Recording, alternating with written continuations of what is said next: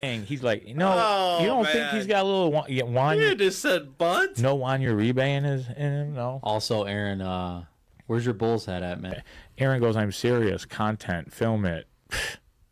Yeah. Where's your Bulls beanie? Did he leave it? He left it over there. Yep, he did. Oh, God. Hey, And that I have a lot to learn, but I ain't never gonna be afraid to back down from a competition. That's never gonna happen. We have you know the game well enough. I do, and the thing how I approach my players is I'll either be really good at this or I'll be really bad at it. No. It's one of the two things that can happen. But I sure as hell know I'm not going down without a fight. I'm not. that reminds me of Jeff Saturday's press conference. That's an exact thing because I respect Jeff and the way he went about his press conference and went about his business. That made me motivated to think, okay, if he can think that way and just do his thing and know that Right. one sport is your natural ability, you stick to that. But the thing that I like to point out the most about this whole, our organization as a whole is Duke's not alone in this. We have a good management group. Dan Salazar, who has played baseball probably longer than all of us. Oh, yeah. And then, his son, Ivan, good leaders. And then obviously myself and Duke as a whole, we work together.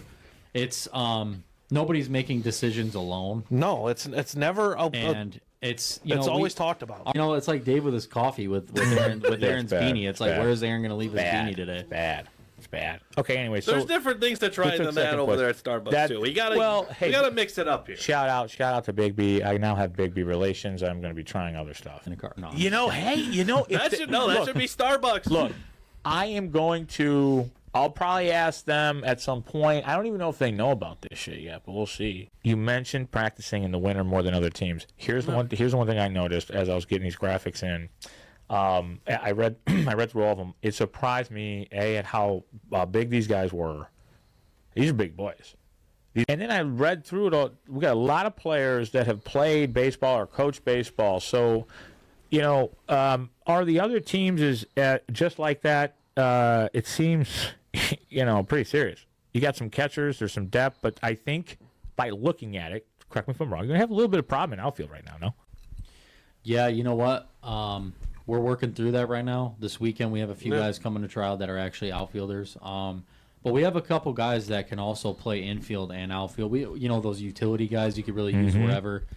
So yeah, I'm not too worried about it. It is a lot thinner than our infield depth, but Yeah, for sure. we have guys that are really can play well and infield that normally would be there, but might have to go in to help us in the outfield depending on who's pitching or whatever. But Absolutely. not too worried about it. I think our team as a whole, we got a lot of guys that want to win. They compete. They work hard.